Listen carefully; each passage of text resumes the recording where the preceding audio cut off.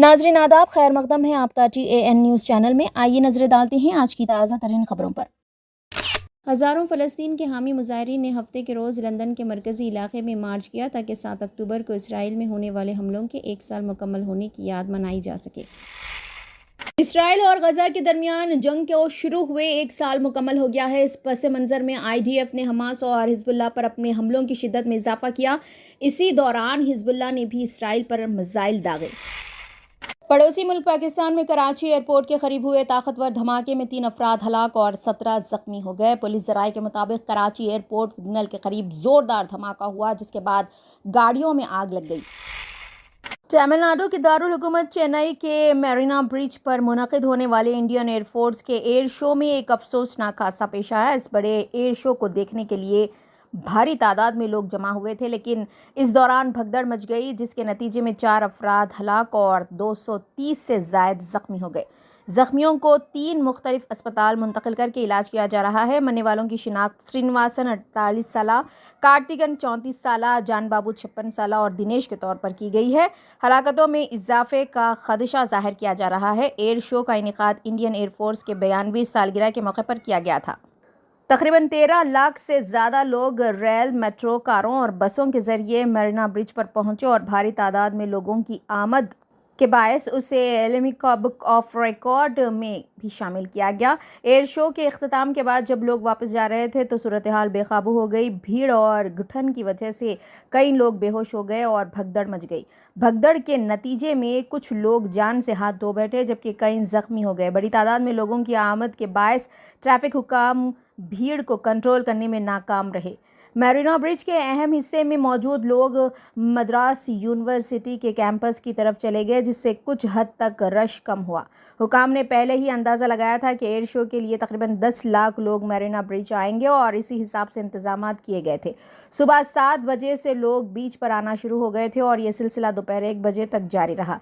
एक अफसर ने बताया कि प्रोग्राम के अख्तिताम पर सबके एक साथ निकलने की वजह से भगदड़ मच गई।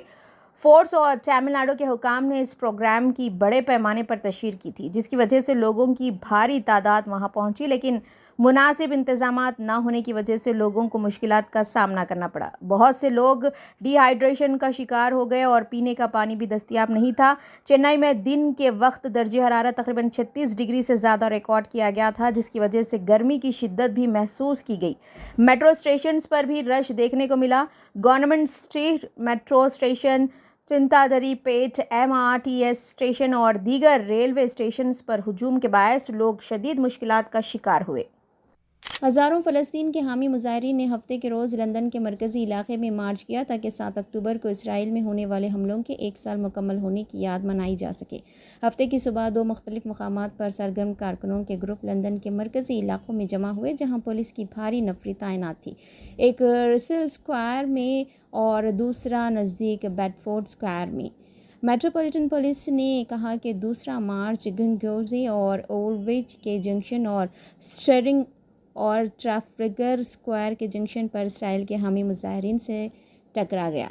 मुज़ाहिरीन ने दोपहर के बाद टोटेनहम कोर्ट रोड को ब्लॉक किया, जहां वो बारक्लेनर की ब्रांच के बाहर जमा हुए। वहां एक प्ले कार्ड पर लिखा था, उन लोगों पर शर्म है जो गजा और मगरबी किनारे में ज़्यादातर बच्चों के ख़िलाफ़ होने वाली ज़ालिमाना नस्ल कशी से नज़रें चुराते रहें। बाद में उन्होंने ब्रिटिश म्यूज़ियम के करीब गोवर स्ट्रीट को ब्लॉक किया और पुलिस के रसेल स्क्वायर से आने वाले दूसरे फ़लस्तीन के हामी मुज़ाहिरीन से उन्हें मिलने से रोकने के लिए एक लाइन बनाई। मुज़ाहिरीन ने ब्रिटिश लाइब्रेरी के बाहर भी जमा होकर नारे लगाए।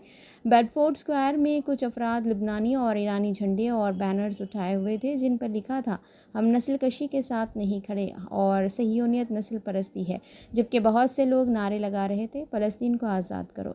एडनबरा में भी हज़ारों अफराद ने इसी किस्म के एक मुजाहरे में शिरकत की, जिसमें तमाम शहरियों की याद में खामोश मार्च भी शामिल था। ये इवेंट स्कॉटिश फ्रेंड्स ऑफ फ़लस्तीन और गजा नस्ल कशी एमरजेंसी कमेटी की जानिब से मुनक़्क़िद किया गया था। اسرائیل اور غزہ کے درمیان جنگ کو شروع ہوئے 1 سال مکمل ہو گیا ہے۔ اس پس منظر میں IDF نے حماس اور حزب اللہ پر اپنے حملوں کی شدت میں اضافہ کیا۔ اسی دوران حزب اللہ نے بھی اسرائیل پر میزائل داغے۔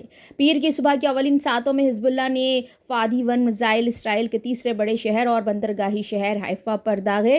حملے میں IDF کے ایک فوجی اڈے کو نشانہ بنایا گیا۔ اسرائیلی فوج نے تصدیق کی ہے کہ 5 راکٹ اس کی سرزمین پر گرے۔ اس کی وجہ سے ایک مین روڈ، ایک ریسٹورنٹ اور ایک مکان تباہ ہونے کا انکشاف ہوا ہے۔ مقامی میڈیا نے بتایا کہ اس واقعے میں 10 افراد زخمی ہوئے ہیں۔ دریں اثنا IDF نے دعویٰ کیا کہ رات کے وقت 130 سے زیادہ راکٹ لبنان سے ان کے علاقے میں داخل ہوئے اور انہوں نے انہیں روک لیا۔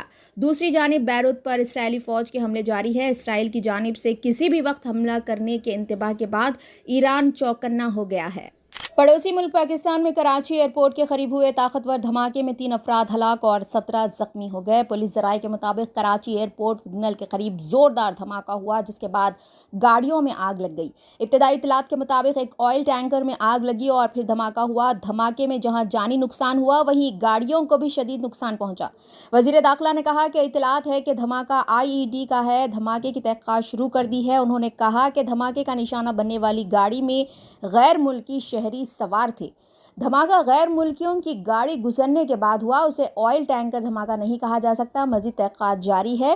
گورنر نے بھی IG پولیس سے دھماکے کی رپورٹ طلب کر لی۔ گورنر نے متعلقہ اداروں کو ہدایت دی کہ زخمیوں کو بہترین طبی امداد فراہم کی جائے۔